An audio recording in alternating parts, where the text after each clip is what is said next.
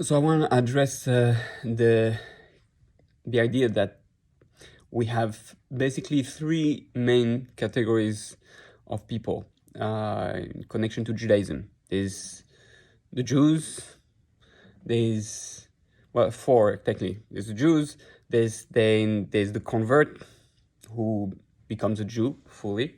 Then there's the Noachides. Noachides are non-Jews who decide to keep the 7 laws of Noach. And that started at least from Noach. It started with Adam, and those are the 7 laws that really the entire world should follow. That's not like it's not that there's non-Jews and Noachides and it's fine with Judaism. According to Judaism, everybody should be a Noachide. Meaning, being a Noachide means believing in God and following the 7 mitzvot, because this is what will bring peace and harmony in the world. When Moshiach is going to come, right, at the end of time, the whole world will follow the 7 laws Bnei Noach. I don't know if it will be exactly in the same form as we have today, but there'll be the harmony. There'll be only Jews and Noachides, meaning that we call non-Jews, but righteous non-Jews, basically. And then there is the non-Jew who doesn't want to follow the Noachides laws, and that's their choice. But basically, if they don't want to follow them, although most of society is based on it, but it's meaning that they don't choose to be righteous non-Jews, meaning they don't want to contribute to the well-being of the world and society. Obviously, based on God and Judaism, obviously, everybody is entitled to believe his own way on how the world is supposed to be run. But for someone who believes in God, we understand that there's a specific way for harmony to happen. So we have those basically 4 branches, and the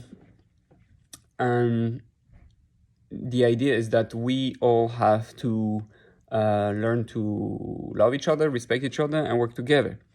And God willing, if we do that properly, we'll be successful. So it is the Jews' responsibilities. Jews, and especially rabbis, at least the ones who are qualified, are responsible to be a light into the nation. Meaning they're responsible for the moral welfare, for the moral, way of understanding life and living for the world, for the non-Jews, and therefore we are here to basically guide and influence positively the world. So that's the initial in Isaiah, right? To be a light into the nations. So the idea is this. That's the idea is one of the reasons for this group, for non-Jews and Jewish converts, is to facilitate the connection so that you can ask for guidance and find out what it is, what Judaism is, what God wants, and try to guide you. I personally believe that every non-Jew should have his rabbi, just like a non-Jew has a rabbi. Every non-Jew, at least someone who does every non-Jew, whether he's a Bnei Noach or not. With a Bnei Noach, it makes more sense. But every non-Jew should have a rabbi. It's like a spiritual guide or a therapist or whatever, but connected with God and to God and Judaism. So that's one of the purpose of this group.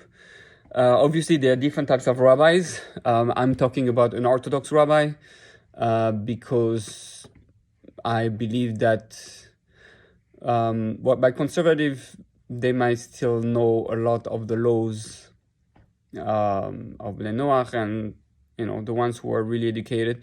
By reform, not every reform is educated as well as an Orthodox in terms of laws and the laws Bnei Noach and how the relation between Jews and non-Jews should be.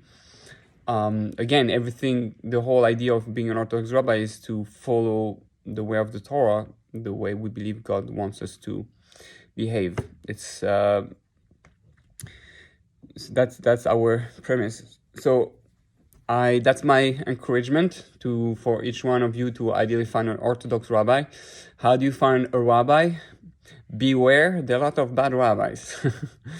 Even though I myself have a rabbi title, I don't like the titles because, first of all, I'm just a human being, but there's a lot of rabbis who want power, who want money, who want, and a lot of rabbis who have very bad character traits. You cannot trust a rabbi who is not a good person. There's no such a thing. You can't be a rabbi if you're a nasty human being, because being a rabbi requires that you are already working on your character traits. It should be, and it was like that in the past. Today, we're in a modern time. It used to be that a rabbi needed to have perfect character traits to be able to be called a rabbi. So that made things easier. Today, you can be, on the outside, look good and with a big hat and a beard and, and smile and all that, but you can be a crook.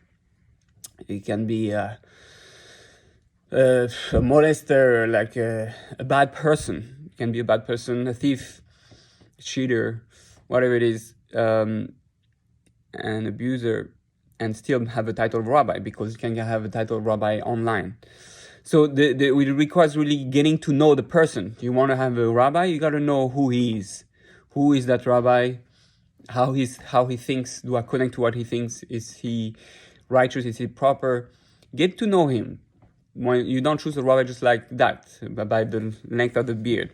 You have a relationship with him. You test the rabbi. See, how his reactions are, how he looks at things, how he speaks to his wife and kids, how he think about the world. And then you can have a better idea of who he is. And then obviously it has to be someone that inspires you to be closer to God, someone that inspires you to be holy, someone that is like a role model, a type of spiritual hero in our eyes.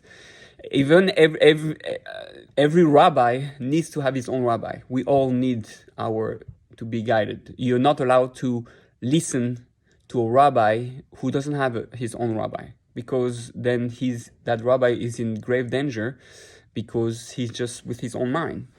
And if you don't have anybody ready to rebuke him, if you don't have anybody who help him self-reflect and challenge him, then that rabbi might be self-righteous, so to speak, and think and he be trapped by his ego or desire for power or whatever it is.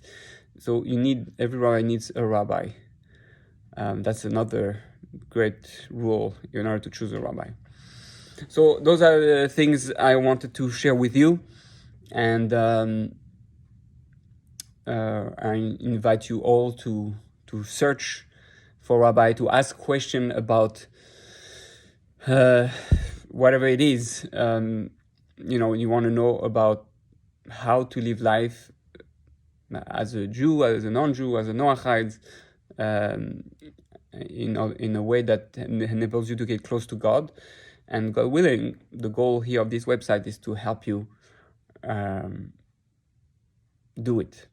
And my plan is to make more videos to guide you all to the best of my ability. And if I don't know, I don't know. But we'll try whatever we can. All right. Have an awesome week.